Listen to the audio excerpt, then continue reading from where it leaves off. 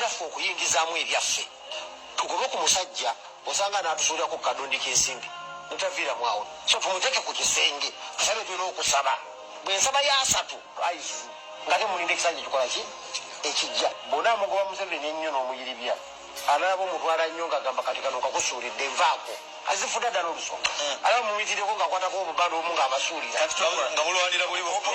abasinga bazikwala nagamba wayi kagende kasana agende ttemu kano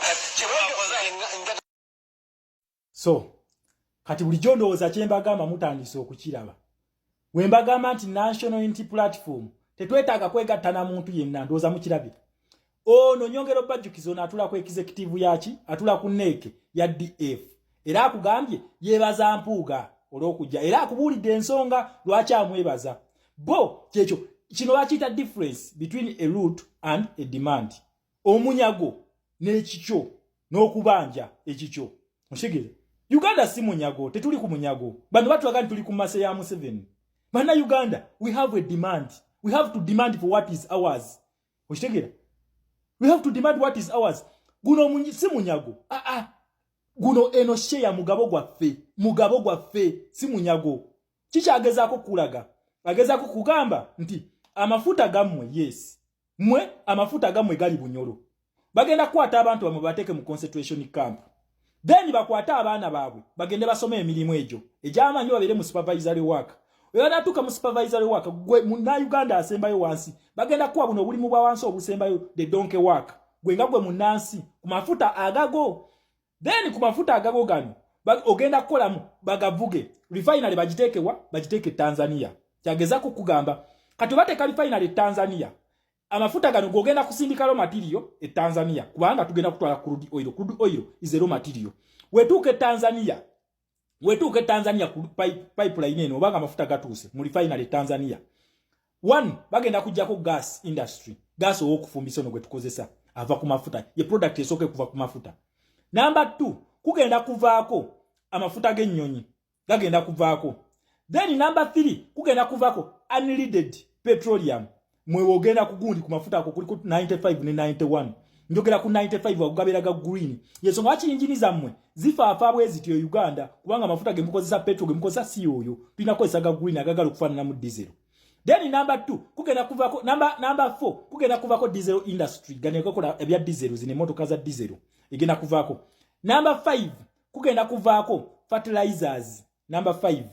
industry naye igenda kuvaako fertilizers then number 6 kugenda kuvaako tube industry nazo products je bakozesa emu je ba mixing okola emipiira ejo naye eva ku mafuta ago osekera kitegeeza Museveni atutte emirimu obukadde nga bubiri wona amubuuza kyetaagisa kyo okuzimba refinery e Uganda agenda kugamba sifaayo e Tanzania ne wegende bana Uganda ne mutafunamu kasita ne Tanzania nayo ninayo baganda bange osekera aina yabo Oluganda lwe aba Tanzania naye nga kyakubyeko kikyo kakati olwokubanga tuyina ba leaders nga mbwate kamwa akugambye tife twetaaga busamambiro Museveni wakasuka tugwirane n'obudeni tumulinde ekisanje ekiddako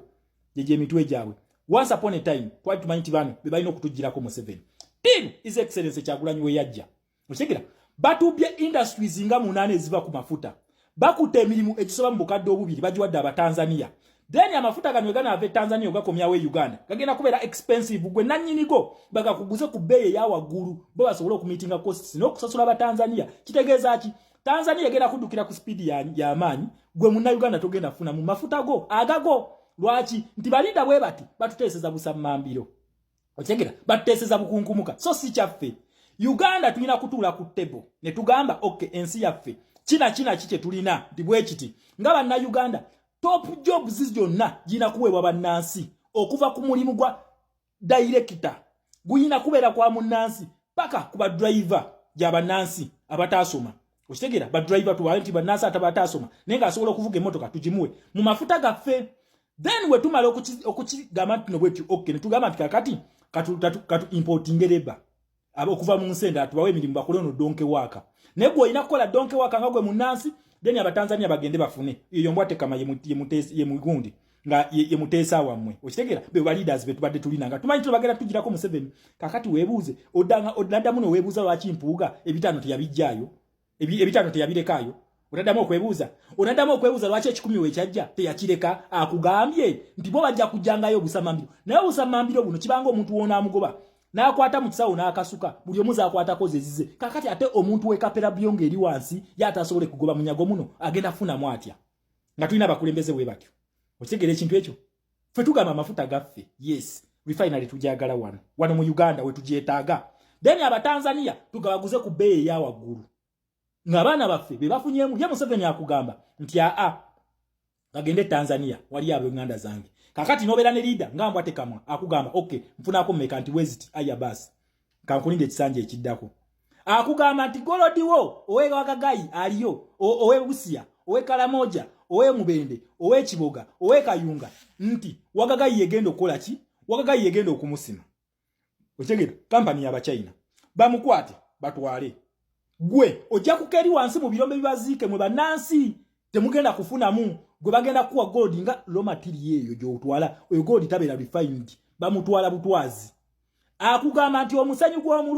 ogw'omulwera kampani bajja zitwala e China godde amatala ga chandeliers nage motoka bagaguze ku bbeeyi naye nga ffe tugamba tutya nti we bagenda raw material yaffe kampani mugiteeke wano iwa muntu aliyo product eziwedde tujja kubasalirako ebintu nga mubitwala tugenda basalirako emirimu gino mugiwa abavubuka be Uganda ekyo kye bayita demand what is yours guno Uganda si munyago usigera si munyago nedda baba Uganda mugabo tulinako omugabo gwaffe we have equal shares ku Uganda tugamba Museveni yesawo tuweko share yaffe tugyetaaga twagala share ku Uganda eyaffe twagala katiba si bukunkumuka usigera ekintu ekyo omuvubuka we Uganda ku kicho balina kuwa katiba si kukunkumuka bakwa katiba ako kafulumye tubanye nti bloka mekezi fulumye tiziri 10 yes bloka 10 fenga banansi twagala ko kinana 80% je twetaaga mukitegera neno kyakugamba mbo bajja kudderi Museveni akweko 20% ekinana akitwale nafe tusinika amanyo Museveni atuwadde nonsense ani bwe mugenda okwasamira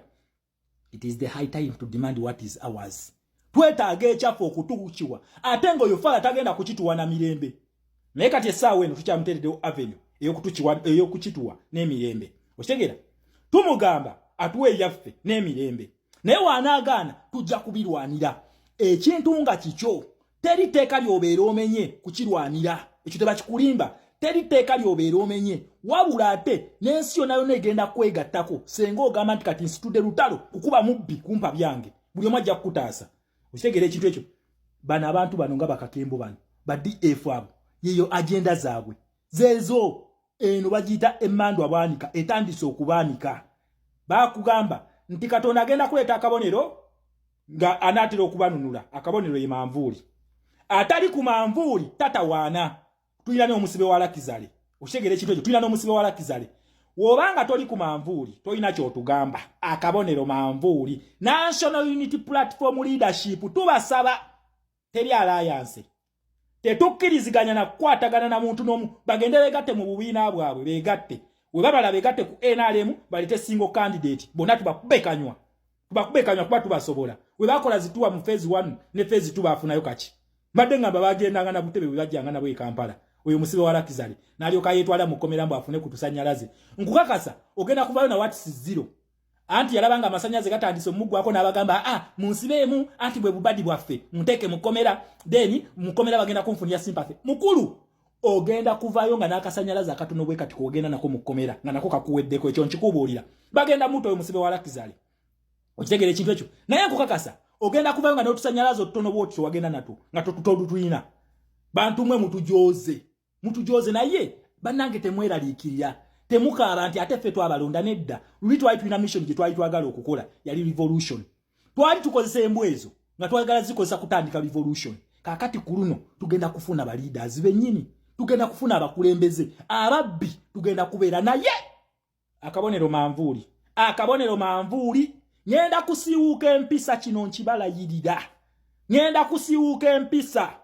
emundu zitunuze mu kibiina kyange senga mututerawo akabonero akalala Katonda we yali ataasa abantu akabonero kalyaka tewaaliko muno bijoyinti simanyi biki bakoze bijoyinti bubonero ne bayita akabonero ne bagataggata ne bayita obubonero Katonda yasindika akabonero kamu bwe kati kamu akafe bagiyita manvuuli buli omu omununuzi alina kugira ku manvuuli tujja kumuyimirira emabega naye senga ekibiina tuteekawo mbu akabonero akalala mwagala kulya mu Katonda lukwe awo zigenda kutokota bano babbi baze kusanyawo naye nga tubagamba tubalaba we are ready for you